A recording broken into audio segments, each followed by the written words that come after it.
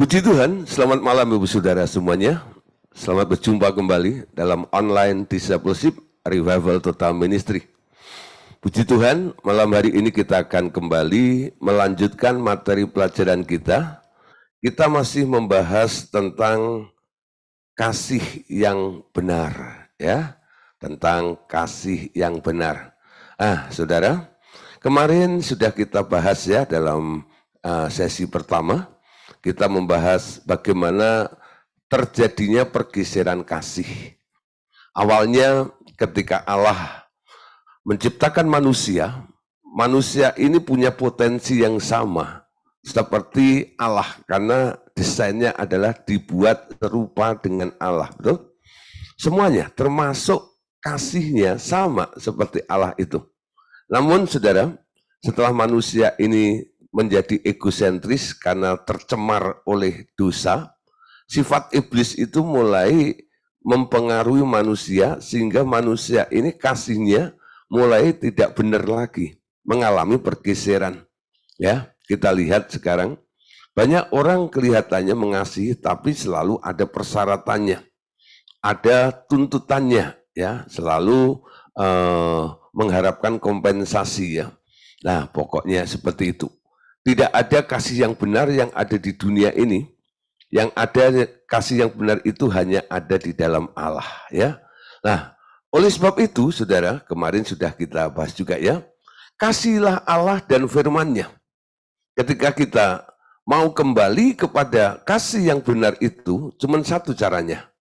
Jangan mengasihi dunia. Kasihi Allah. Kenapa harus mengasihi Allah? Karena firman Tuhan mengatakan, kalau orang mengasihi dunia, kasih Bapa tidak ada di dalam orang itu. Kalau orang mulai mengasihi Allah, artinya dia mulai mengasihi juga firman-Nya. Dia juga akan nurut, dia akan melakukan, menjalankan semua firman yang diperintahkan oleh Allah di dalam kehidupan kita semuanya. Amin. Oke, Bapak Saudara, malam hari ini kita akan masuk bagian berikutnya. Nah, di sini kita lihat ya. Tentang, ini dia, motivasi kasih sekarang. Nah, motivasi kasih. Ini yang akan kita bahas malam hari ini. Orang mengasihi itu motivasinya apa? Ya, sekarang kita perhatikan di sini. Sebenarnya, basic atau dasar untuk mengasihi Tuhan itu bukanlah sebuah kebutuhan. Melainkan karena kita mengerti Ia telah lebih dahulu mengasihi kita dengan menebus kita, dan kita seyukyanya memberi diri untuk kepentingan Dia. Ya, nah kita kembali ya, harus punya basic atau punya dasar dalam mengasihi. Dalam mengasihi, dasarnya bukan sebuah kebutuhan. Ya, karena kasih itu memberi, bukan sebuah kebutuhan. Kita mengerti bahwa kita mengasihi karena Allah lebih dahulu mengasihi kita. Amin. Nah, dasarnya apa Allah mengasihi kita? Ya, karena Dia menciptakan kita. Dia benar-benar dengan murni, dengan pure mengasihi kita semuanya. Bukan karena sebuah kebutuhan. Banyak sekarang orang coba ya, kelihatannya setia kepada Tuhan. Seperti yang kita bahas di sesi pertama kemarin. Bahkan Bapak berkata, aku muak dengan orang-orang yang menghampiri datang kepadaku, hanya urusannya tentang kebutuhannya dirinya sendiri. Ya, mengagungkan Tuhan, membesarkan Tuhan, meninggikan Tuhan. Ya, kelihatannya berkata, Tuhan engkau ajaib, engkau besar, engkau agung, engkau mulia. Setelah ngomong seperti itu, nanti ujung-ujungnya apa? Tuhan, engkau kan mulia, engkau kan ajaib, engkau kan hebat, engkau kan besar, engkau kan kaya. Bagi dong. Ya, mana buat saya? Nah, selalu begitu ya. Selalu begitu. Itu seluruh dunia, kalau Anda melihat, orang selalu kalau diajak untuk meminta kepada Tuhan untuk kebutuhannya, wah semangatnya luar biasa. Ya, walaupun bentuk acaranya mungkin ya doa terobosan ya, doa apa yang intinya minta pasti pengikutnya banyak. Pengikutnya banyak ya. Nah, Saudara, malam hari ini mari ya supaya kita kembali kepada kasih yang benar. Motivasi kasih bukan sebuah kebutuhan. Kalau kita mengasihi Tuhan, cuma satu alasannya. Karena dia telah lebih dahulu mengasihi kita. Amin. Tuhan lebih dulu mengasihi kepadaku. Ya, mengasihi lebih sungguh ya. Nah, lagunya ada. Tuhan lebih dulu mengasihi kita. Amin. Nah, kita yang sadar, yang sudah dikasihi dan ditebus oleh Allah ini, seyukyanya kita sekarang memberi diri untuk kepentingan dia. Amin. Apa yang bisa kita lakukan untuk kepentingan dia? Itu yang paling penting yang harus kita perhatikan dalam kita mengasihi Tuhan. Amin. Nah, Saudara, contoh Saudara ya tentang kasih secara hubungan secara manusia ya, sesama. Dua orang dapat menikah bersama dengan motivasi memuaskan kebutuhannya sendiri. Baik kebutuhan seksual atau yang lainnya. Tetapi kasih yang benar tidak didasarkan oleh kebutuhan, tetapi oleh kemauan untuk menyerahkan diri ya. Nah, sekarang kita harus punya tekad niat ketika kita mengasihi Tuhan, artinya kita menyerahkan diri. Hidup kita mau dipakai untuk kepentingan Tuhan. Yuk kita lihat beberapa ayat yang mendasari apa yang kita jelaskan pada malam hari ini. 1 Yohanes 4 ayat 19. Kita baca sama-sama. 1 Yohanes 4 ayat yang ke-19. Kita mengasihi karena Allah lebih dahulu mengasihi kita. Kita mengasihi karena Allah lebih dahulu mengasihi kita. Kalau umpama Allah itu enggak mengasihi Anda, apakah Anda mengasihi Allah? Tidak, ya.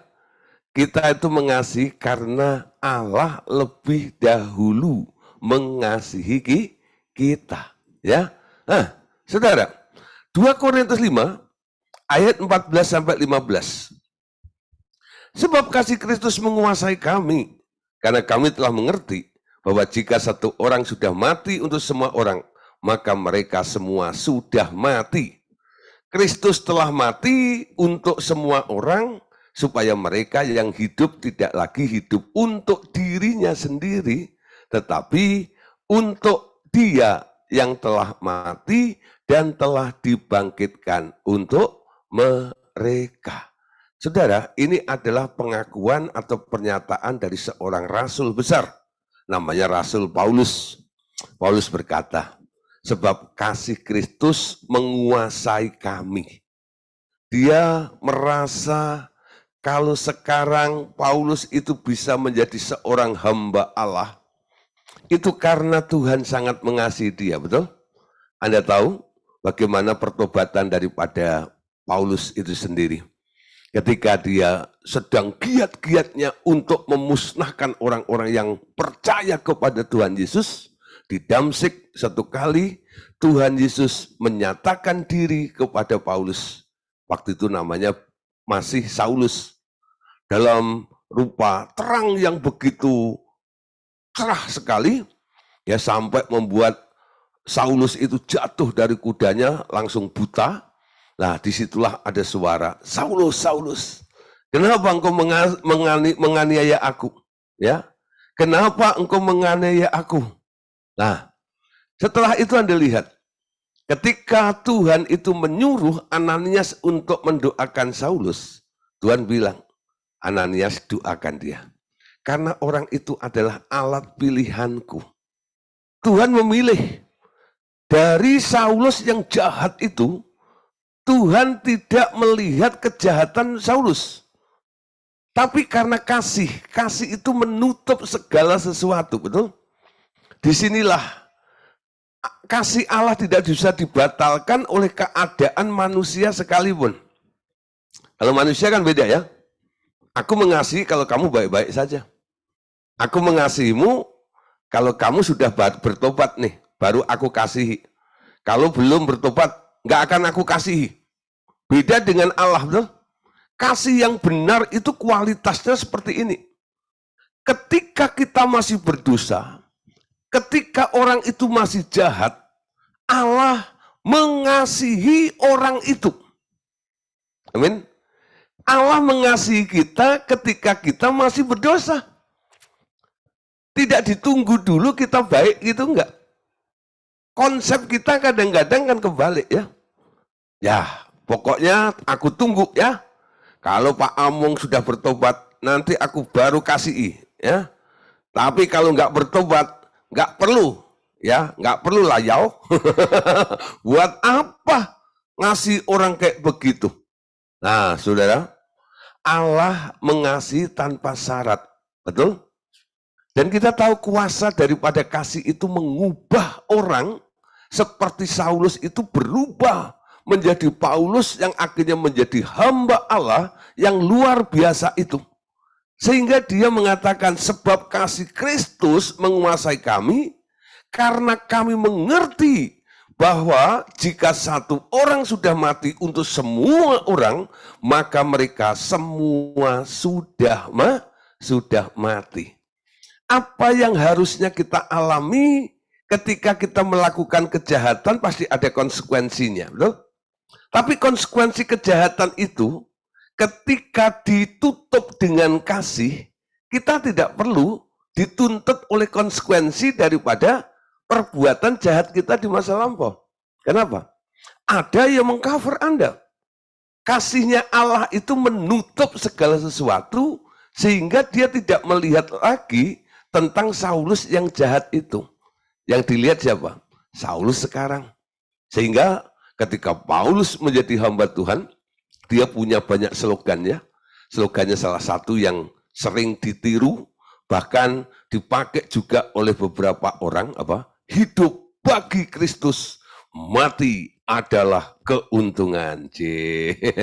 Hidup bagi Kristus, mati adalah keuntungan. Benar atau enggak? Ya nanti dicek sendiri saja. Hidup bagi Kristus, mati adalah keuntungan. Ayat yang ke-15 tadi dikatakan, Kristus telah mati untuk semua orang, supaya mereka yang hidup tidak lagi hidup untuk dirinya sendiri, tetapi untuk Dia yang telah mati dan telah dibangkitkan untuk mereka.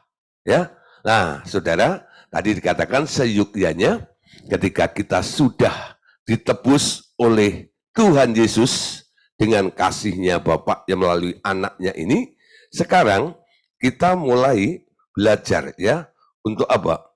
Untuk hidup di dalam kasih tersebut. Dengan cara kita boleh mengasihi Allah. Amin. Nah, hidup bukan untuk dirinya sendiri. Bahkan dalam 1 Yohanes 3:16, kalau Anda membaca di sini, ayat ini lebih serius ya. Lebih ekstrim. 1 Yohanes 3:16. Baca sama-sama. Dengan inilah kita mengenal kasih Kristus, yaitu bahwa Kristus telah menyerahkan nyawanya untuk kita. Bagian B, jadi kita pun wajib menyerahkan nyawa kita untuk saudara-saudara seiman kita. Ketika kita mengasihi Allah, kita harus menyerahkan diri. Termasuk dalam hubungan dengan sesama. Ya, wajib menyerahkan nyawa kita untuk saudara-saudara seiman. Hukumnya wajib, kudu. Ya, kudu. Nah, saudara, sekarang kita melihat contoh ya. Dalam hubungan sesama manusia. Ya, yang paling dekat adalah hubungan keluarga antara orang tua dan anak. Bagaimana cara mengasihi anak, bagaimana cara mengasihi orang tua. Juga suami istri contoh, ya. Bagaimana seorang suami mengasihi istrinya seperti apa yang diperintahkan oleh Allah, dan juga sebaliknya, bagaimana seorang istri itu bisa dikatakan dia mengasihi suaminya. Dasar sebuah perkawinan apa? Kalau saya konseling beberapa orang yang akan menikah, saya tanya, kenapa kalian menikah? Ya memang secara idealnya mereka selalu katakan disuruh Tuhan. Oh ya. Lalu yang kedua, karena kami saling mencintai, kami saling mengasihi. Lalu saya kejar di sini. Kenapa kamu mengasihi dia? Ada apa? Kenapa kamu mengasihi dia kok bukan orang lain? Macam-macam ya. Ada orang mengasihi seseorang sehingga menikah karena laki-laki itu ganteng. Karena laki-laki itu keren, karena laki-laki itu kaya, ya, atau perempuan itu cantik, ya, perempuan itu sangat-sangat menyenangkan dan sebagainya. Sehingga dia bilang, aku mengasihi dia. Dasarnya apa? Mungkin secara fisik atau kondisi, ya, karakter daripada orang yang dia putuskan untuk dikasih tersebut. Tapi bagaimana, saudara? Kalau contoh di sini ada ya. Kalau satu hari ya, kalau seorang istri dipukul oleh suaminya, ya, kalau seorang istri dipukul oleh suaminya dan berkata, aku minta cerai. Apa untungnya kawin dengan engkau? Artinya, motivasi ia kawin adalah cari untung. Amin. Amin. Halo ibu-ibu. Halo para istri-istri, ya. Nah, saudara, satu kali saya khotbah seperti ini di sebuah persekutuan doa, ya. Nah, kebetulan yang hadir hampir 80% itu perempuan semuanya dan notabene ibu-ibu rumah tangga, ya.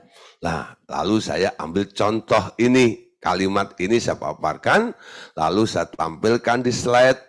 Lalu saya baca, mari saudara kita lihat contoh, ya, bagaimana sebenarnya motivasi kita dalam mengasihi dengan sesama, seperti apa yang Tuhan inginkan, seperti Allah mengasihi kita.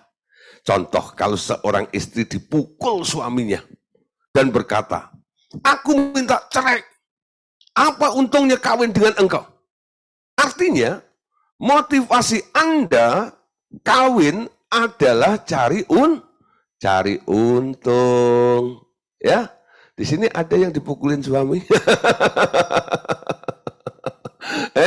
Wah, sekarang saudara ya, kalau ada suami-suami berani pukul istri, wah langsung dibawa ke ranah hukum ya, KDRT gitu ya. Wah, kalau macam dong, nggak bisa seperti ini. Ada aturan yang melindungi para perempuan-perempuan sehingga suami tidak berani main tangan, main kasar terhadap istrinya, ya.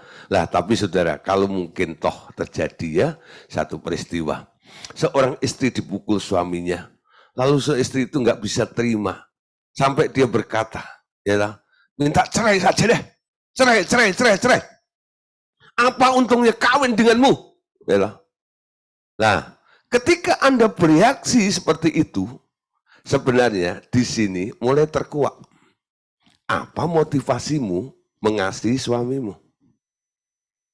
Anda mengasihi suamimu, ternyata cari untung. Gak untung aku. Nah, ini kalau dijabarkan saudara, banyak ya, sebenarnya apa sih yang kamu harapkan? Itu masalah dipukul itu hanya sebuah peristiwa yang akhirnya mengungkap banyak motivasi yang sebenarnya tersimpan di dalam diri Anda. Betul? Ketika suamimu itu kasar denganmu, pukul kamu seperti itu, lalu semua tabungan tabungan motivasi kasih ya di dalam dirimu ini yang cari untung itu mulai keluar semuanya. Ya, dulu aku pikir aku mengasihimu, aku mau menerima kamu menjadi istrimu itu, ya. Aku supaya begini, begini, begini, begini, begini, begini, begini, dan sebagainya. Ya, tapi apa yang aku dapat? Kayaknya nggak ada untung sama sekali. Dengan bereaksi seperti itu artinya Anda ya menikah, mengasihi suami hanya cari untung. Ya, contoh yang kedua, saudara. Kalau istri, ya seorang istri dipukul suaminya dan berkata, di mana harga diriku? Artinya, motivasi ia kawin adalah cari penghargaan. Amin. Cari penghargaan. Ketika nggak dihargai, ketika direndahkan seperti itu, bereaksi seperti itu. Terkuak motivasinya. Pengen dihargai terus. Padahal, cara kita mengasihi, tadi dikatakan wajib mengasihi, menyerahkan nyawanya bagi sesamanya. Ketika kita mengenal kasih Kristus, motivasi kasih kita harus lebih tinggi dibanding dengan kebanyakan orang. Amin. Bagaimana cara memandangnya sekarang? Kalau mungkin peristiwa seperti ini terjadi kepada Anda, ya. Tapi bila cara memandangnya adalah biar Tuhan, aku terima pukulan dan hinaan dari suamiku, aku anggap ini sebagai pembayaran biaya untuk mendapat seorang suami yang kelak menjadi hamba Tuhan. Maka motivasinya adalah kasih. Ya, saudara, satu hari ada orang konseling, dia bilang, Pak, saya sudah nggak tahan, saya mau cerai saja. Ya, buat apa gini-gini? Lalu saya bilang, Bu, kayaknya ibu itu motivasinya kasih, cari untung dan cari penghargaan. Ibu, ya, ibu mengasihi Tuhan tidak? Iya. Kenapa ibu mengasihi Tuhan? Karena Tuhan telah mengasihi aku. Lalu baca ayat tadi, kalau Anda sudah mengerti tentang kasih Tuhan dalam hidup Anda wajib mengasihi sesamanya dengan menyerahkan nyawa bagi mereka. Nah, coba mulai ubah cara memandangnya. Ya, pengorbanan apa yang terjadi, yang sekarang sedang ibu alami ini, jangan sampai ini menjadi sebuah kesia-siaan saja. Sudah sakit, sudah menderita, tapi nggak ada nilainya seperti gitu loh. Bukan untungnya ya, nggak ada nilainya. Lalu diubah nih, ya. Cara memandangnya. Terima semua perlakuan daripada suami itu, lalu dengan cara memandang dan berpikir, ini aku anggap sebagai pembayaran untuk mendapatkan seorang suami, nanti dia akan bertobat. Dia akan menjadi seorang hamba Tuhan. Ya. Nah, apa yang terjadi, saudara? Ketika dia lakukan, dia mulai mengalah, ya, tidak protes dan sebagainya. Lama-lama suaminya nggak pukul dia lagi. Dan puji Tuhan, satu kali suaminya ini masuk, diajak temannya untuk ikut acara full gospel, ya, full gospel itu.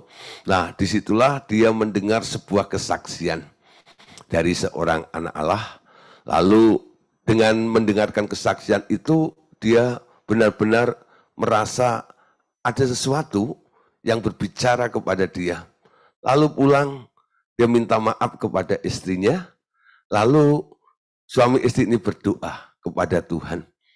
Lalu Tuhan bawa ya suami istri ini untuk masuk dalam ministry. Walaupun dia juga masih bekerja, jadi dia melakukan pelayanan secara part-time. Nah, dia pelayanan dengan suaminya ini kemana-mana ya, dengan istrinya ini. Dan satu kali istrinya telepon pada saya, Pak Gideon, puji Tuhan. Kalau dulu cara memandang saya tidak saya ubah. Saya emosi karena harga diri saya. Dan saya merasa tidak ada untung diperlakukan oleh suami saya seperti ini. Mungkin suami saya tidak berubah seperti itu. Banyak ibu-ibu, ya, banyak perempuan-perempuan kadang-kadang nggak bisa terima kalau dinasihati dengan cara seperti ini. Tapi firman Tuhan tadi katakan apa? Mengenal kasih Kristus, wajib hidup sama seperti Kristus, betul? wajib mengasihi sesama dan memberikan nyawanya bagi sesamanya. Amin. Hak hidup Anda tarik. Biarkan saudara, apa yang Anda alami ini menjadi porskot, ya, pembayaran untuk sebuah pertobatan orang yang jahat itu. Nah, di sini saudara, nanti Anda akan melihat hasilnya sangat luar biasa. Artinya begini, saudara. Semakin besar aniaya, ternyata semakin ya banyak ia membayar harga. Semakin ia boleh meminta Tuhan jadikan suaminya sebagai hamba Tuhan yang berkualitas. Amin. Nah, bila Anda ditentang orang yang memusuhi Anda, karena firman yang benar yang Anda beritakan, tentu terpaksa menjauh, tetapi jangan pandang dia sebagai musuh. Nah, ini nasihat untuk para hamba-hamba Tuhan. Saya sendiri sebagai seorang hamba Tuhan, kadang-kadang karena pengajaran-pengajaran yang kami ajarkan adalah pengajaran-pengajaran tentang dimensi roh, dan banyak orang-orang yang masih ada di daerah jiwa atau di daerah daging gitu ya, permainan daging gitu, mereka kadang-kadang belum siap, dan mereka kadang-kadang dengan lantang menolak, bahkan tidak sedikit yang memusuhi, ya, karena firman yang benar yang kita beritakan itu. Nah, tapi saudara, dengan kondisi seperti ini, supaya tidak terjadi konflik, kadang-kadang saya menarik diri, ya. Kalau saya terus kumpul dengan mereka tiap hari, saya dihajar terus sama mereka, ya. Wah, gini. Lama-lama, saudara, bisa ubun-ubun panas, ya, menarik diri. Tapi, saudara, ketika kita menarik diri, jangan pandang orang yang sedang memusuhi dan menentang Anda itu, jangan pandang dia sebagai musuh, ya.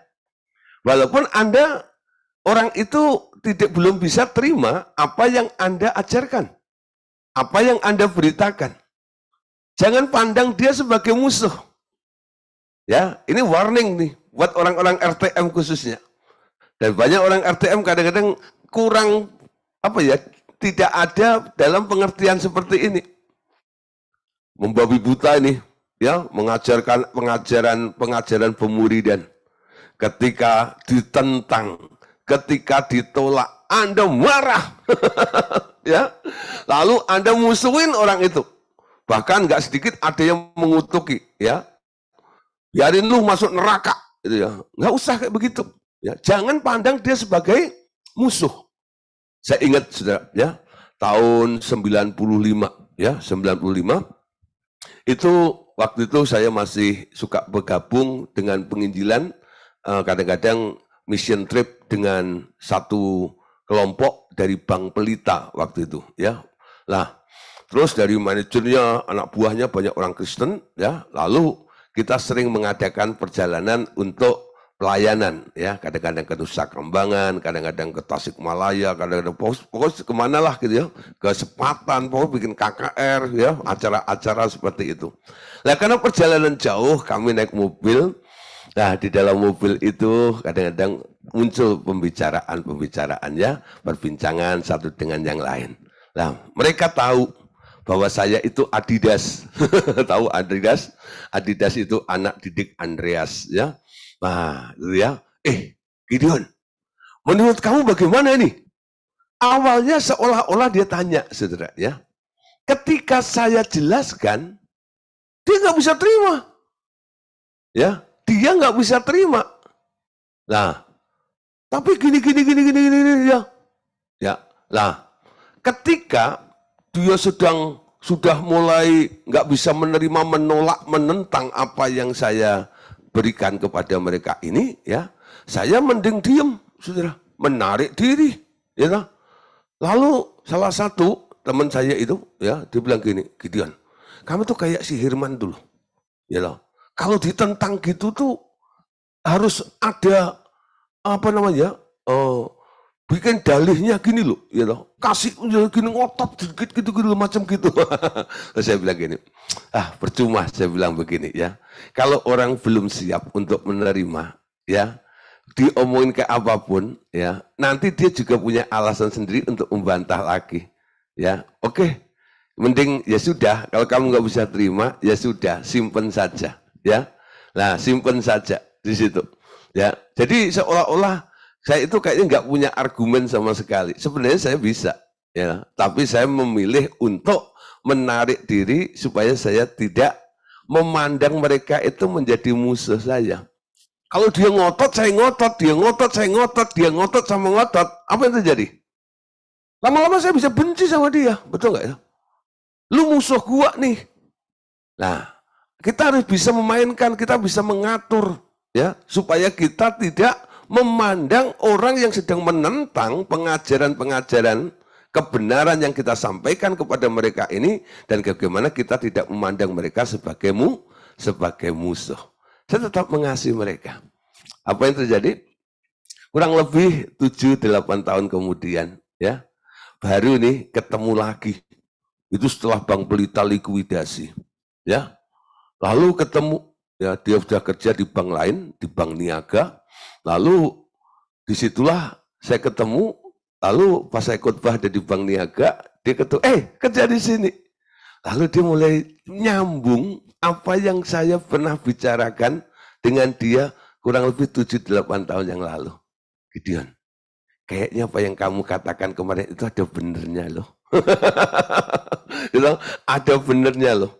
Nah saudara, coba kalau saat itu saya mempertahankan argumen saya, dia mempertahankan argumennya dia, apa yang terjadi?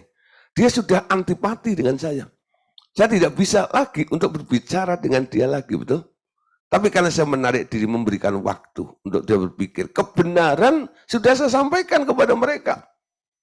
Nah, nanti biar kebenaran itu muncul, memberikan pengertian dalam waktu yang telah ditetapkan oleh Tuhan kepada orang tersebut. Amin. Oke, saudara, 2 Tesalonika 3:14, baca ayat ini. Jika ada orang yang tidak mau mendengarkan apa yang kami katakan dalam surat ini, tandailah dia, dan jangan bergaul dengan dia, supaya ia menjadi malu, tetapi janganlah anggap dia sebagai musuh, tetapi tegurlah dia sebagai saudara seiman. Amin. Jangan pandang sebagai musuh. Amin. Oke, saudara. Ternyata kasih itu adalah atmosfer dalam dunia roh. Kalau di dunia, ya, di alam materi ini, kasih sudah bergeser. Yang ada hanya tuntutan, betul? Hak yang diperjuangkan, ya. Namun kasih itu adalah atmosfer dalam dunia roh. Kasih selalu mengalir dimanapun diperlukan.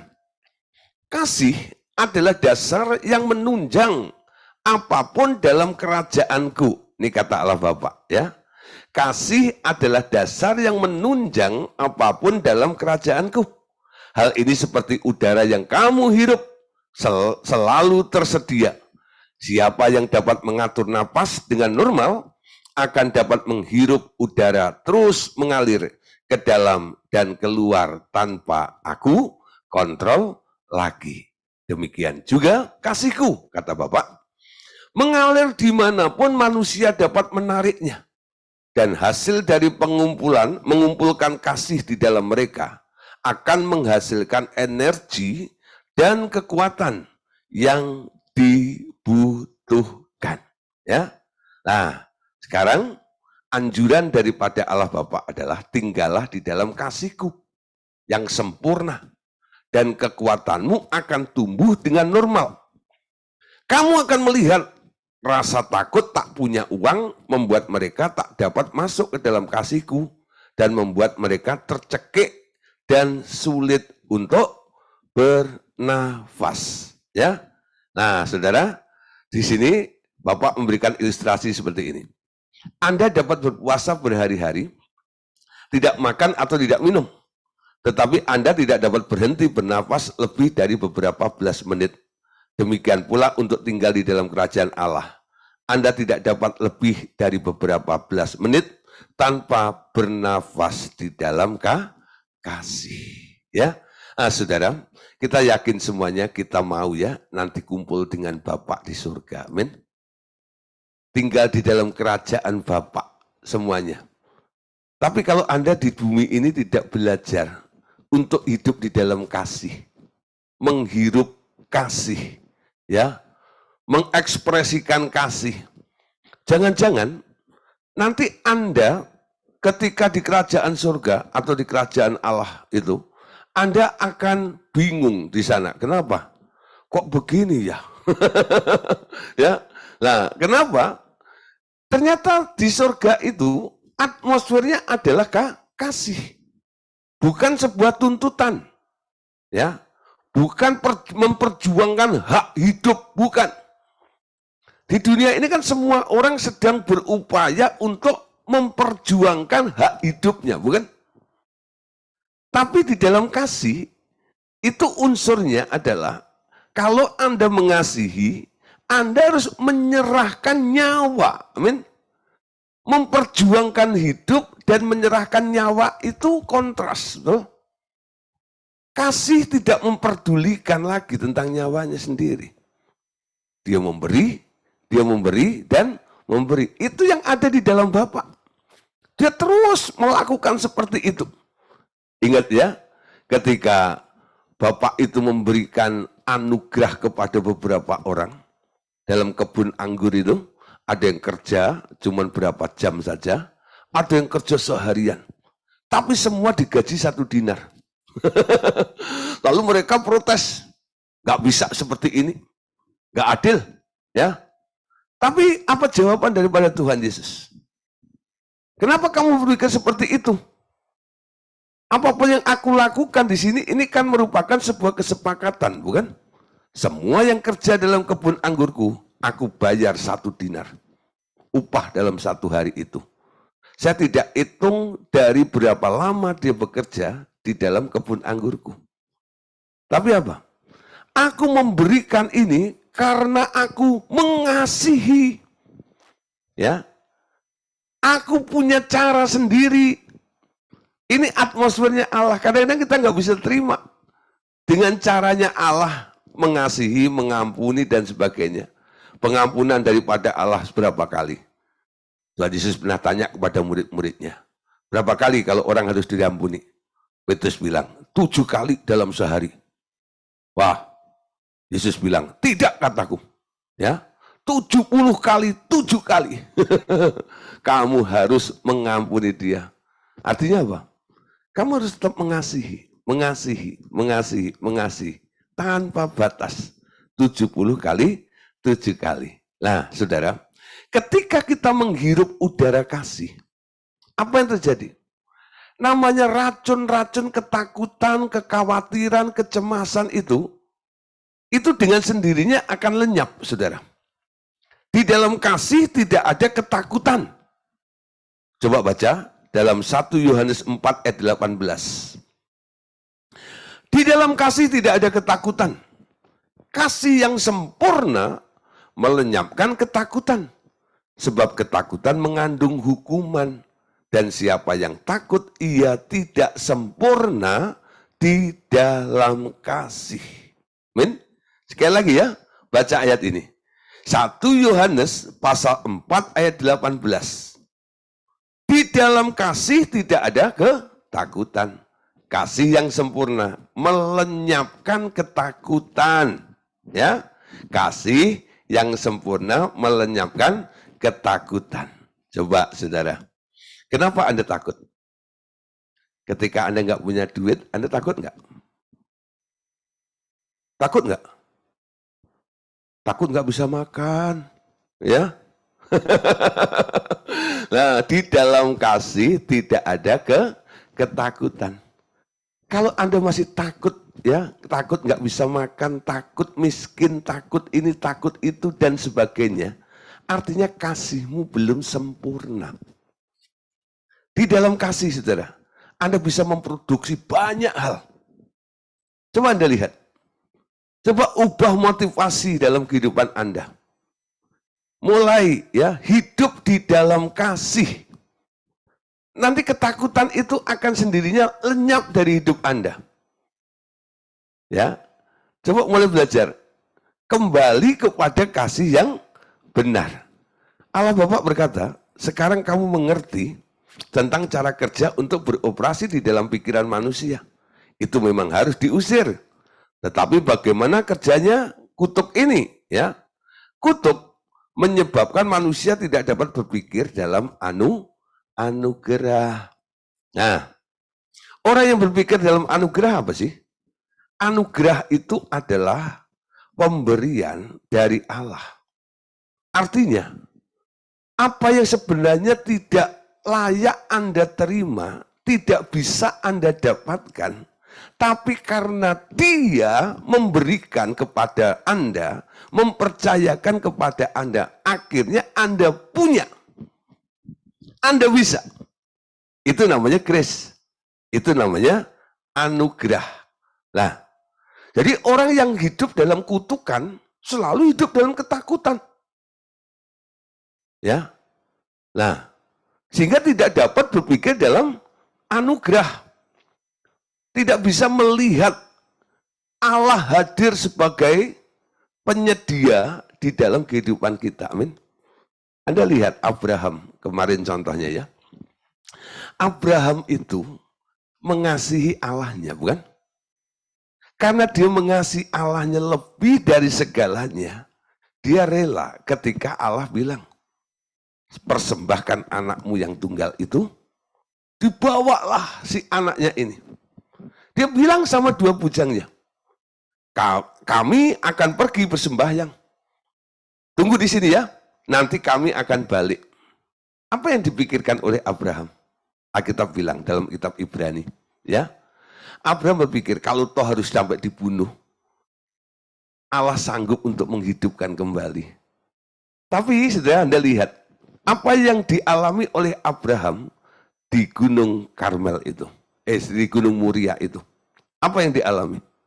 Ketika dia mempersembahkan Ishak itu, Ishaknya mau dibunuh, lalu ada suara, Abraham, Abraham, aku tahu kamu sangat-sangat mengasihi aku. Lalu ada suara lain, mbeh, ya. Lalu Abraham menamai tempat itu, Allah menyediakan, Jehovah Jireh, ya. Di sini Allah menyediakan. Ya, dari mana saudara? Tahu-tahu ada kambing ada di sekitar situ, lalu tanduknya nyangkut lagi di akar, ya, di semak belukar itu. Nah saudara, munculnya, enggak ya, jawaban itu ketika Anda hidup dalam atmosfer kasih. Anda mau mengalami mujizat-mujizat di dalam Tuhan. Coba meningkatkan, perbaharui kualitas kasih Anda. Ya, jangan hidup dalam ketakutan. Orang yang hidup dalam ketakutan itu artinya dia sedang hidup di area kutuk.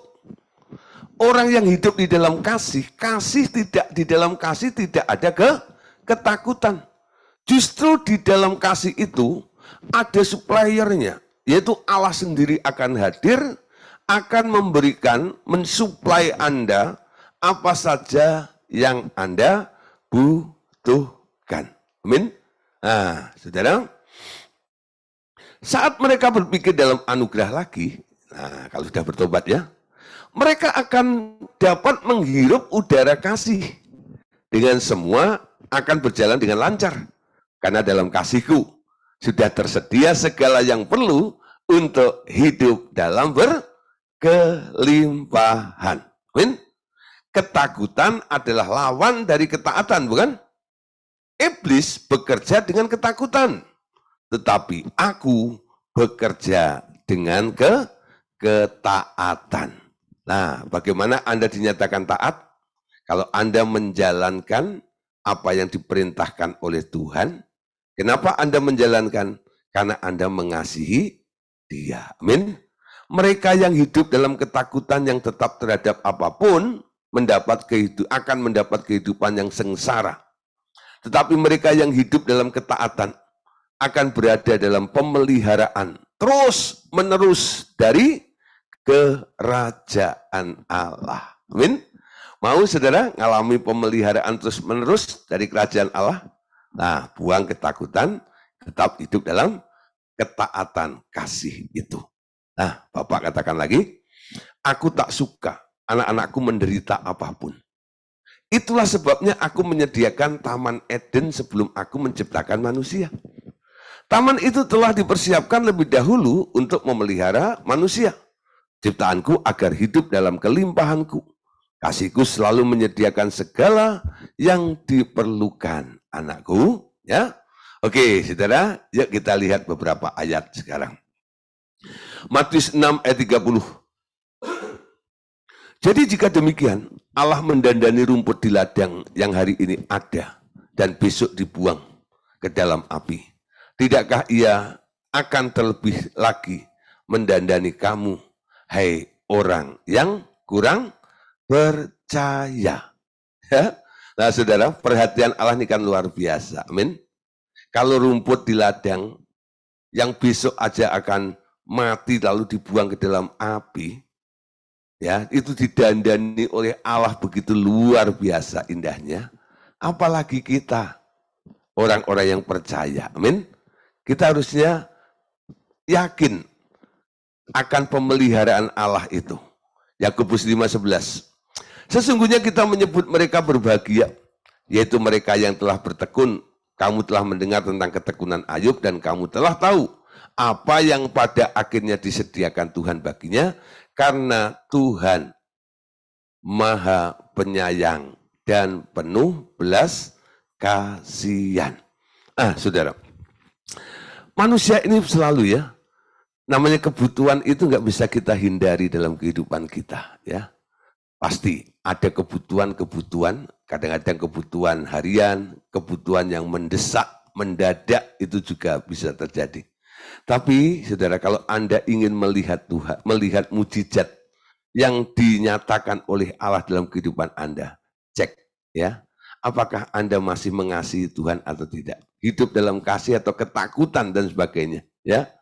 Nah, saya sebagai hamba Tuhan, saya ingat ya ketika saya gabung dengan Revival Total Ministry ini, Pak Andreas ini bilang sama saya gini, Gideon, ya, kita ini hamba Tuhan. Di RTM itu nggak ada gaji, ya. Kita hidup dengan iman. Ya, kenapa Pak Andreas ngomong begitu? Pak Andreas ngalami, ya. Nah, makanya dia didik orang-orang yang bergabung di RTM ini juga untuk bisa ngalami apa seperti yang Pak Andreas alami dengan Tuhan juga, ya. Akhirnya di-sharekan setiap orang yang gabung dengan RTM ini, dan mereka tidak berpikir RTM itu gaji berapa sih kalau jadi hamba Tuhan di RTM itu. Nggak ada gaji, ya. Tapi jangan takut. Kita ini adalah hamba Allah. Kita dipelihara oleh Allah. Dipelihara oleh Allah. Saudara, untuk memahami tentang dipelihara oleh Allah itu nggak semudah seperti apa yang Anda ucapkan dan apa yang Anda dengar seperti itu. Ya, itu harus dipraktekkan dalam kehidupan kita ini. Dan saya bersyukur, ya, selama bertahun-tahun, puluhan tahun ada di RTM ini, saya hidup dari pemeliharaan Tuhan, ya, dari kebutuhan demi kebutuhan dan sebagainya. Saya melihat setiap hari, setiap saat, apa yang namanya Jehovah Jireh, seperti apa yang dilakukan, yang dialami oleh Abraham, ya, itu sering saya alami dalam kehidupan saya, ya. Nah, saudara, saya mau saksikan sedikit ya, contoh ya, ini kesaksian ya apa yang Tuhan perbuat ya, ini yang akhir-akhir ya. Satu hari rumah saya itu plafonnya udah mulai ambles, udah nempel di AC. Artinya apa? Ya sudah turun nih gitu ya. Karena apa? Itu Mr. Rayap, saudara ya. Mr. Rayap itu, wah gitu ya. Udah ini tambah lagi ada yang bocor kalau macam gitu, wah gitu dan segala sebagainya. Lalu saya lihat kondisi seperti itu, saya bilang ini mesti ditangani, ya loh. Nah, tapi saya bilang, ya, tapi dananya kan belum ada, saya bilang. Saya tidak bilang nggak punya, Saya bilang kan belum ada, bilang gitu. Ya nggak usah renov besar lah, bilang gitu ya. Cukuplah bagaimana nanti itu kayu-kayu yang dimakan rayap itu aja diganti gitu dan sebagainya. Nah, akhirnya saya panggil tukang untuk ngecek sudah ya. Akhirnya deal sudah, tukangnya naik ke sana, lalu setelah itu turun tukangnya, lalu mulai hitung-hitungan. Kurang lebihnya ya, itu ya, butuhkan sekitar 10 juta lah gitu ya. Untuk ganti kayu ini, ada kuda-kuda yang udah ini nanti di ini dan sebagainya gitu, dan nanti ganti plafonnya dan sebagainya. Oke, ya. Lah, apa yang terjadi? Ya, besok sudah mau dikerjain sama tukang itu. Ya. Tapi tengah malam sudah, ternyata Tuhan itu berfirman lain. Ya, firmannya apa? Batalin tukang itu. Ya. Ganti semuanya dengan baja ringan, semuanya ya. Itu bongkar habis ya. Malah ada bonusnya ya, rumah saya kan agak pendek gitu ya, ditinggiin lagi 70 cm gitu. Jadi sekarang lebih tinggi lagi gitu. Lebih dingin nih ya, suaranya agak menggaung nih. Lebih tinggi gitu.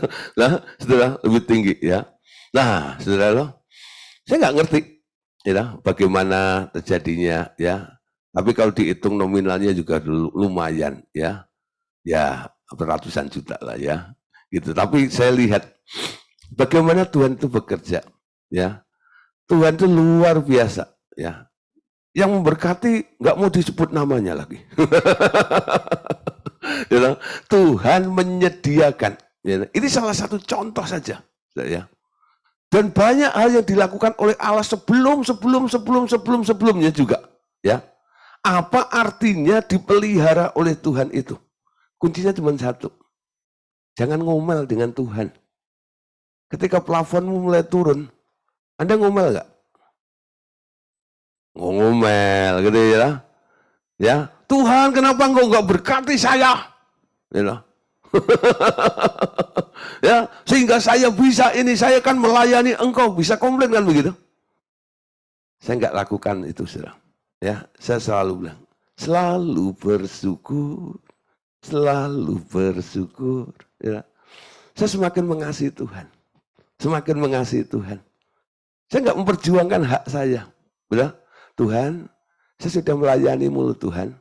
Rumahku mau ambruk loh Tuhan. Saya nggak ngomong gitu sama Tuhan, nggak. Gitu ya. Tapi Tuhan sendiri yang bertindak menurut caranya sendiri. Karena memang Dia yang berjanji, Dia yang akan memelihara kita semuanya. Amin. Kuncinya cuma satu. Hidup di dalam kasih. Terus mengasihi Tuhan. Jangan komplain. Komplain itu artinya memperjuangkan hak Anda. Lalu mengungkit-ungkit apa yang sudah Anda perbuat untuk Tuhan, bukan? Kita mengasihi karena Tuhan lebih dahulu mengasihi kita. Amin. Dan tugas kita cuma satu. Kita wajib untuk menyerahkan nyawa kita untuk sesama kita. Hirup udara kasih. Atmosfer kasih itu loh. Namanya mujizat. Anda akan lihat setiap hari terjadi di dalam kehidupan Anda. Amin. Wah, Pak Gideon. Ya, Pak Gideon kan hamba Tuhan. Ya kan Anda apa? You semua orang itu harus menempatkan diri sebagai apa? Hamba Tuhan. Amin. Anda bisa membedakan ya. Pendeta sama hamba Tuhan itu ya, itu ada perbedaan. Ya, hamba Tuhan itu semua orang yang menyerahkan diri untuk melayani Tuhan itu disebut hamba Tuhan. Pendeta itu jabatan dari sebuah organisasi atau yayasan. Amin. Ya. Tapi enggak semua pendeta itu hamba Tuhan. Hamba Tuhan itu adalah orang yang mengasihi Tuhan. Kalau Anda mengasihi Tuhan, Anda juga hamba Tuhan. Amin. Anda juga dipelihara oleh Tuhan. Kalau saya ngalami, Anda juga bisa mengalaminya. Amin. Coba praktekkan. Kalau lain ditolong, saya juga. Amin. Tangannya terbuka, menunggulah, tak tersembunyi. kuasa Allah. Kalau Pak Gideon ditolong, alami mujizat, saya juga boleh dong, gitu enggak ya? Nah, tapi saya mau share, kenapa Tuhan tolong saya, kenapa Tuhan pemelihara saya. Kuncinya cuma satu, jangan ngomel, jangan komplain dengan Tuhan, jangan terus mengajukan tuntutan hakmu dengan Tuhan. Lakukan kewajibanmu. Bagaimana Anda telah mengalami kasih Tuhan di dalam hidup Anda. Sekarang tugas kita adalah membagi kasih itu kepada saudara-saudara seiman kita. Amin. Oke, saudara. Sekarang, orang di dunia itu ternyata sedang menghirup udara yang beracun. Ya, tinggal di dalam dunia adalah tinggal dalam lingkungan yang salah. Dunia ini penuh dengan amarah. Dunia ini penuh dengan kecewa. Dunia ini penuh dengan sakit hati. Dunia ini penuh dengan dendam. Dunia ini penuh dengan cemburu. Dunia ini penuh dengan iri hati. Jadi orang yang tinggal di dalam dunia ini sebenarnya tinggal di lingkungan yang salah.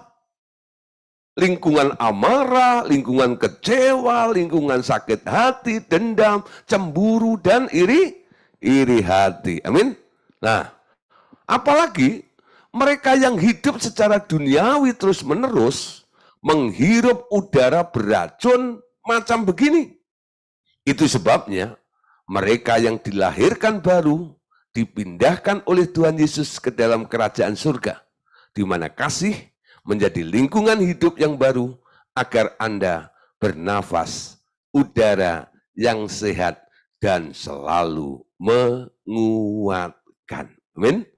Nah, saudara, kita yang tinggal di dunia ini, kalau Anda tidak lahir baru, Anda akan menghirup udara yang beracun. Tapi ketika Anda diselamatkan dan dipindahkan daerah, Anda sekarang ada di daerah yang tidak beracun lagi. Ya.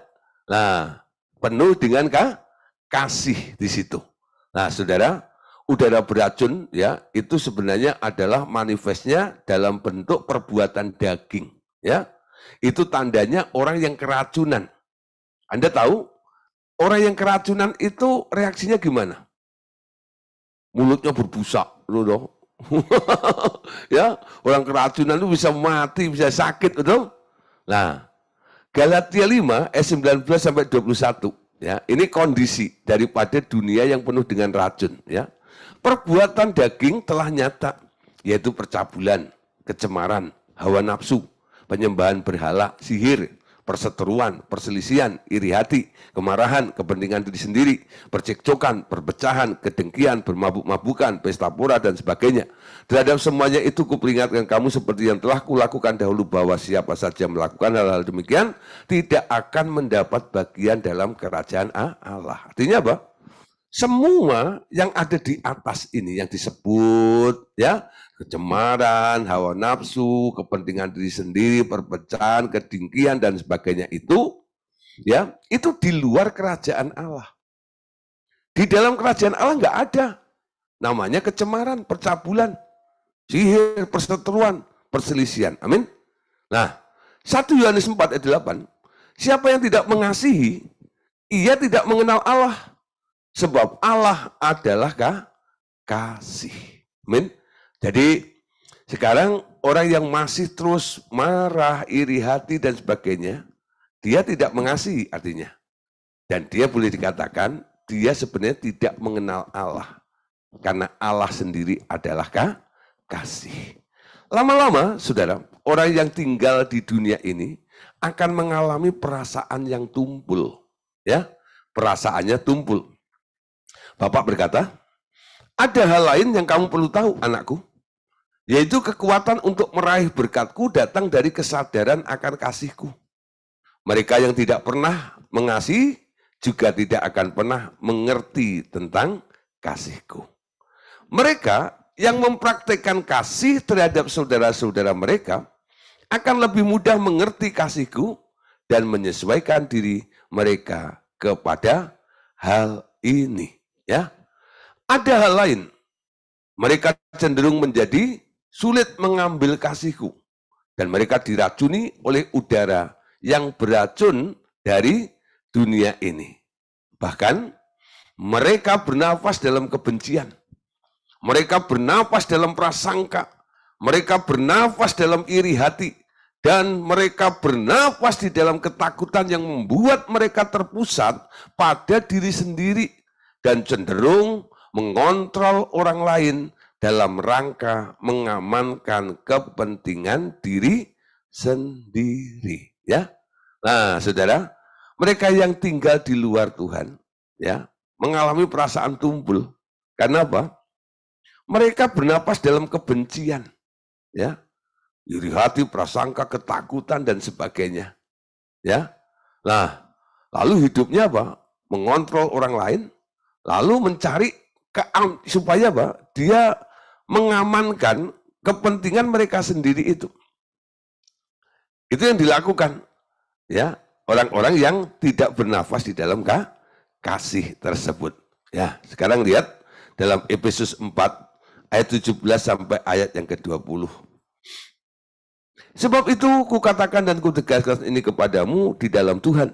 Janganlah hidup lagi seperti orang-orang yang tidak mengenal Allah dengan pikirannya yang sia-sia dan pengertian yang gelap, jauh dari hidup yang berasal dari Allah, karena kebutuhan yang ada di dalam mereka dan karena kekerasan hati mereka, perasaan mereka telah tumpul, sehingga mereka menyerahkan diri kepada hawa nafsu dan dengan serakah mengerjakan segala macam perbuatan cemar. Tetapi bukan dengan demikian kamu belajar mengenal kasih Kristus, ya.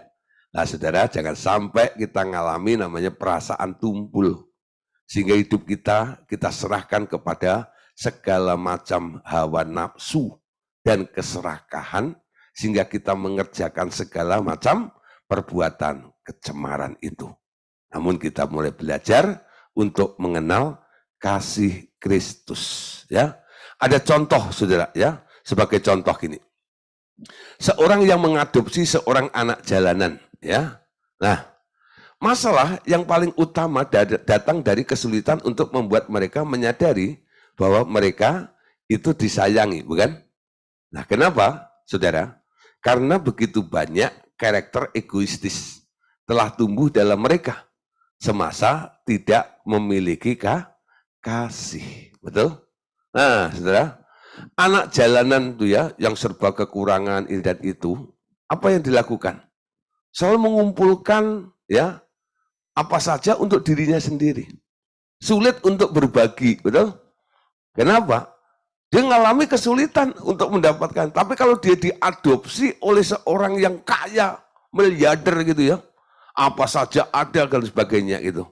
Nah, untuk mengubah si anak jalanan ini, ya, karakternya yang lama itu, apa yang paling sulit untuk berubah ya dari dia itu? Nah, menyadari pertama bahwa dia disayangi, gitu ya. Hidup dalam kasih itu sulit ada di situ, ya. Kenapa? Karena lingkungannya sudah berbeda, atmosfernya berbeda, tapi karena gaya hidupnya yang lama itu tidak bisa diterapkan di tempat yang baru.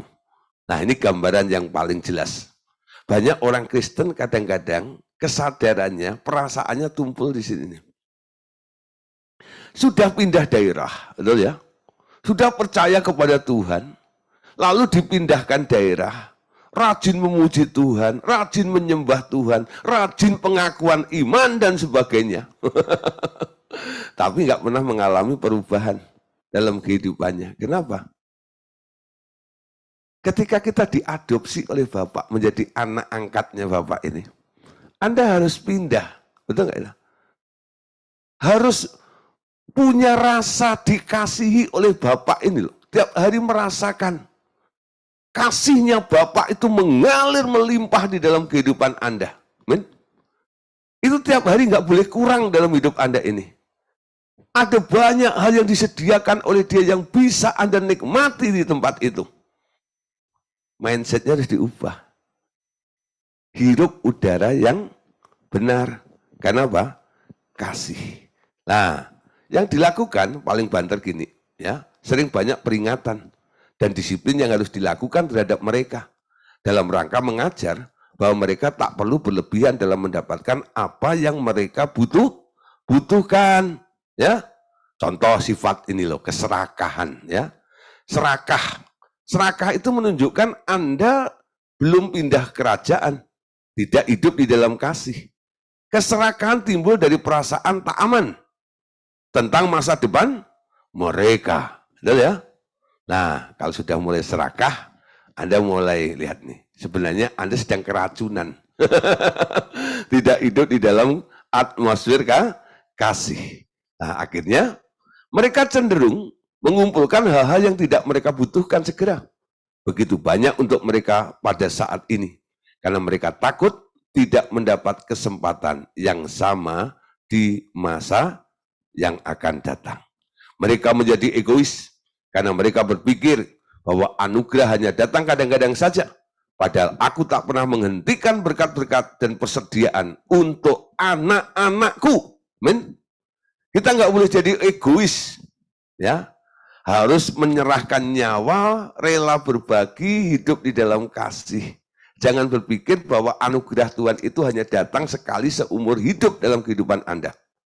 Allah tak pernah menghentikan berkat-berkatnya dan persediaannya untuk anak-anaknya yang dikasihinya. Amin.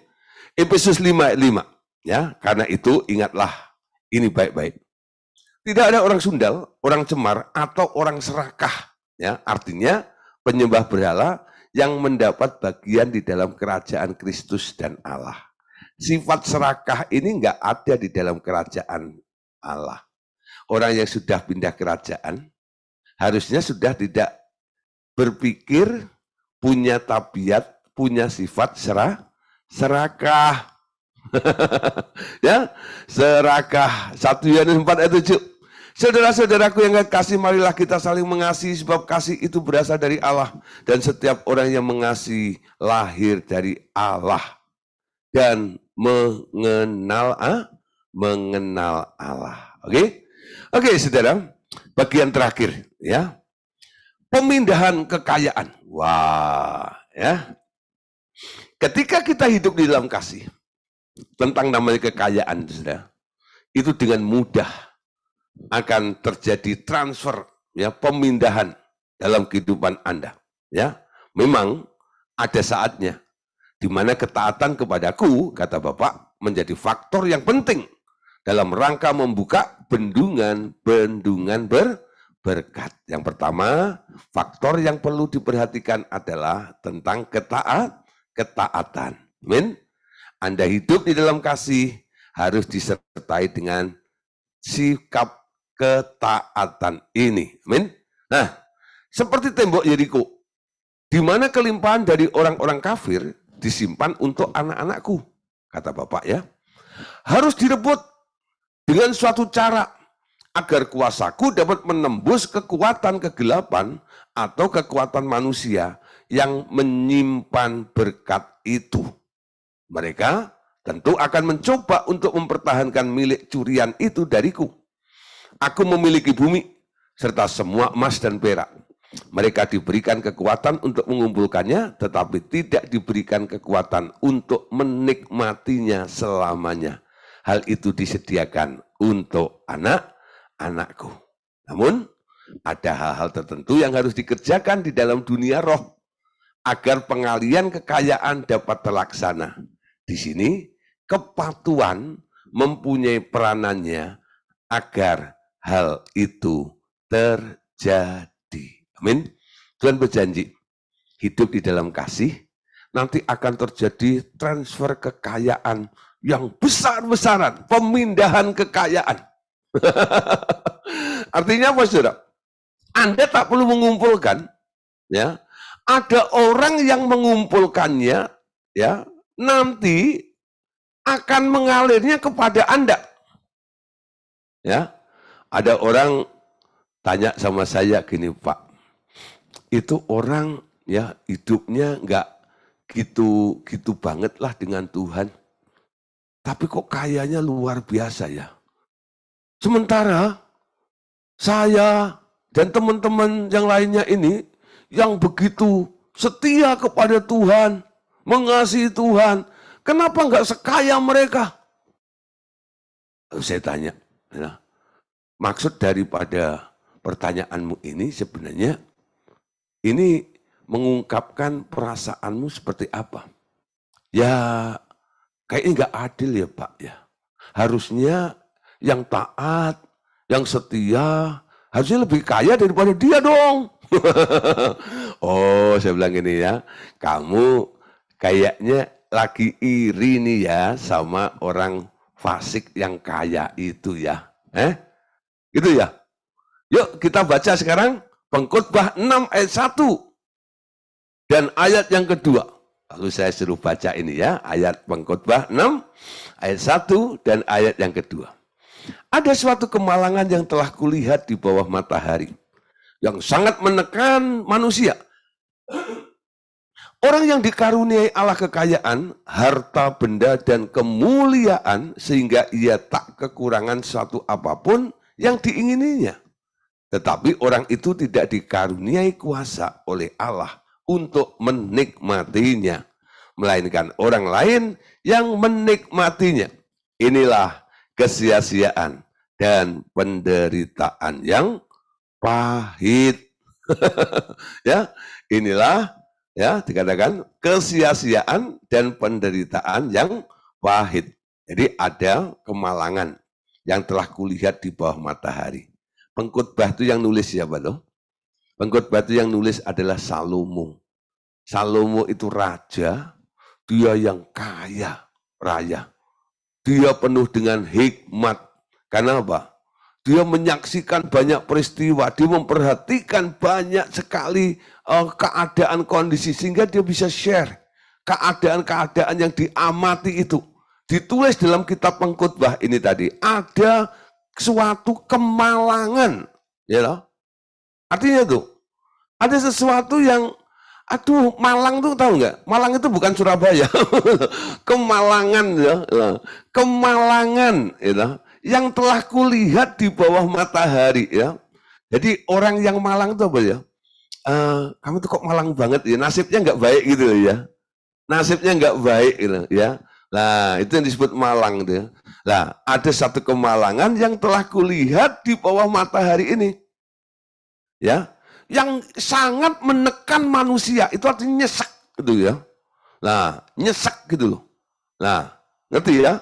Kondisi yang nggak mengenakkan, yang sampai bikin nyesek.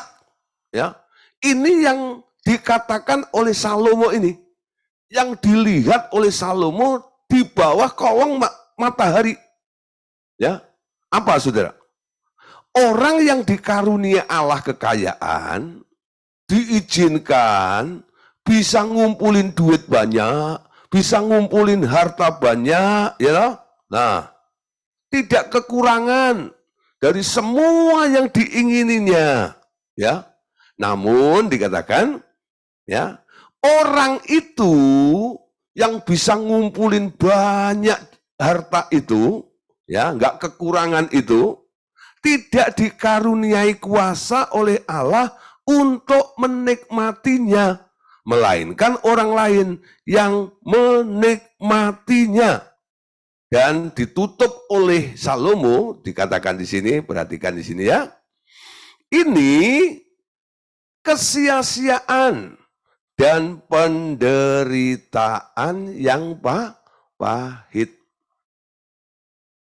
Nah, saya bilang sama orang tuh, ya, sekarang menurut apa yang dilihat oleh Salomo, kamu yang lihat juga ya, ada orang yang kelihatannya bisa ngumpulin duit banyak-banyak gitu dan sebagainya, hartanya melimpah seperti itu, tapi tidak dikaruniai untuk menikmatinya, justru orang lain yang menikmatinya. Sekarang pertanyaan saya, gitu ya, Anda mau jadi yang mana? Jadi yang bisa ngumpulin banyak, tapi nggak bisa menikmati, atau nggak bisa ngumpulin, tapi bisa menikmati? Ayo, Ya, kalau saya tanya sama Pak Amung jawabannya pasti beda. Ya, kalau Pak Amung jawabannya pasti ya bisa ngumpulin dan menikmati Pak gitu ya. Ya pasti ya. Saya sudah tahu jawabannya ya. Makanya saya nggak tanya dia. Ya. Nah, gitu. Nah, saya tanya pada orang ini, coba kamu pilih ya. Kamu mau pilih jadi orang yang bisa dikaruniai untuk mengumpulkan harta, nggak kekurangan dan banyak ini, ya loh, tapi nggak dikaruniai untuk menikmati. Atau kamu menjadi orang yang akhirnya, ya, orang lain yang menikmatinya tadi itu. Pilih yang mana? Nah kalau yang pilih, ya saya pilih orang lain yang menikmati lah Pak. Oh, gitu ya. Bagaimana sekarang? Nah, tadi jelaskan, ya. Orang fasik mengumpulkan harta, ya. Nah, coba lihat Amsal 13 ayat 22. Nah, ini ayat berikutnya. Orang baik meninggalkan warisan bagi anak cucunya, ya. Tetapi kekayaan orang berdosa disimpan bagi orang benar. Nah, orang benar di sini apa? Orang yang hidup di dalam atmosfer kasih tadi itu. Menikmati apa yang dikumpulkan oleh orang fasik. Amin. Jadi sekarang cara memandang kalau Anda melihat orang lain berhasil itu jangan iri. Terus kumpulin aja biar jadi gunung. Nanti kalau udah rontok ngalirnya, mengalirlah ke rumahku. Nah, sudah. Nah, Anda deket-deket aja supaya apa? Nah, kalau pas runtuh gunungnya itu kan pasti ngalirnya ke Anda. Nah, saudara, Tuhan bisa memindahkan kekayaan-kekayaan orang fasik. Tapi Anda jangan terus, Anda sendiri jangan arogan. Ada beberapa orang kadang-kadang gara-gara 2 ayat itu, ya. Lalu dalam doa itu ngotot dengan Tuhan. Ya, diklaim, ya, kekayaannya siapa begitu ya. Lalu diklaim untuk mengalir ke tempatnya. Nah, kan kita nggak tahu kekayaan yang mana yang menjadi bagian Anda untuk Anda nikmati, betul? Anda nggak bisa pilih sendiri seberapa dan kapan. Itu menurut kairosnya Tuhan, menurut waktunya Tuhan, amin. Nah, yang penting sekarang Anda lihat, Anda orang benar atau bukan? Orang baik meninggalkan warisan bagi anak cucunya, tetapi kekayaan orang berdosa disimpan bagi orang-orang yang benar. Amsal 28 ayat yang ke-8. Wow. Orang yang memperbanyak hartanya dengan riba dan bunga uang, mengumpulkan itu untuk orang-orang yang mempunyai belas kasihan kepada orang-orang lemah. Amin. Nah, saudara, ada orang ya dengan caranya sendiri, dengan kekerasan, mengambil riba pada orang lain itu menjadi kaya. Tapi semuanya itu nanti kekayaannya akan mengalir kepada orang-orang yang mempunyai belas kasihan kepada orang-orang lemah. Amin. Hidup dalam kasih akan luar biasa. Amin. Oke, saudara, ayat penutup Keluaran 3, ayat 21 sampai ayat yang ke-22. Dan aku akan membuat orang Mesir bermurah hati terhadap bangsa ini, sehingga apabila kamu pergi, kamu tidak pergi dengan tangan hampa, tetapi tiap-tiap perempuan harus meminta dari tetangganya dan dari perempuan yang tinggal di rumahnya barang-barang perak dan emas dan kain-kain yang akan kamu kenakan kepada anak-anakmu lelaki dan perempuan. Demikianlah kamu akan merampasi orang Mesir itu. Nah, saudara, pernah terjadi ya di perjanjian lama. Ketika bangsa Israel ini mau keluar dari Mesir. Dia keluar bukan dengan tangan yang hampa. Dia menjadi musafir ya. Orang yang keluar dengan penuh harta, saudara. Hartanya siapa? Hartanya orang Mesir. Anda tahu saudara ya, dulu bangsa Ibrani itu ditindas habis-habisan di Mesir itu, betul? Ya. Sehingga orang Mesir kaya-kaya. Karena apa? Dia jadi kaya karena menggunakan jasa tenaga orang Ibrani itu. Bikin batu bata dan sebagainya. Ya, yang kaya siapa? Yang kaya orang Mesir. Tapi Anda lihat endingnya. Semua apa yang dimiliki oleh orang Mesir itu diangkut oleh orang-orang Israel ketika dia keluar dari tanah Mesir itu untuk masuk tanah perjanjian itu. Wah, keren tuh. Cara Tuhan tuh begitu loh. Ya. Jangan serakah, jangan tamak. Hidup dalam kasih. Jangan menghirup udara beracun. Kebencian, ya, iri, dendam, sakit hati dan sebagainya. Punya belas kasihan, hidup dalam kasih. Amin. Rela menyerahkan nyawa bagi sesamanya ini. Motivasi kasihnya juga harus dibenahi, ya. Belajar dari kehidupan suami istri contoh tadi. Kalau diperlakukan tidak adil dan sebagainya, jangan terus minta cerai. Lalu bilang untungnya apa? Nggak dihargai dan sebagainya. Nah, ini akan menunjukkan kualitas atau motivasi kasih Anda itu seperti apa. Oke? Pergeseran kasih harus dihentikan malam hari ini. Kita mulai ditarik, lalu ada di dalam posisi kasih yang benar, yaitu kasihnya Allah sendiri. Amin. Oke, Bapak Saudara, tentang kasih yang benar sudah selesai. Ya, besok kita akan lanjut pelajarannya tentang kebesaran anugerah. Ya, kita lihat grace itu seperti apa, kebesaran anugerah Allah itu seperti apa. Yuk, ajak teman-teman yang lainnya supaya bisa mendengar apa yang dikatakan oleh Bapak kepada kita. Pesan-pesannya banyak nih tentang anugerah itu. Ya, malam hari ini kita mendapat poin bonusnya untuk menutup pemindahan kekayaan. Ya, aduh Pak sudah bosan miskin ya. Nah, tapi ingat, tapi jangan doa klaim. Tunggu loh. Nanti hartanya siapa Anda klaim, jangan gitu ya. Nah, biarkan Tuhan sendiri yang bekerja menurut caranya sendiri. Oke? Tuhan Yesus memberkati kita semuanya. Amin.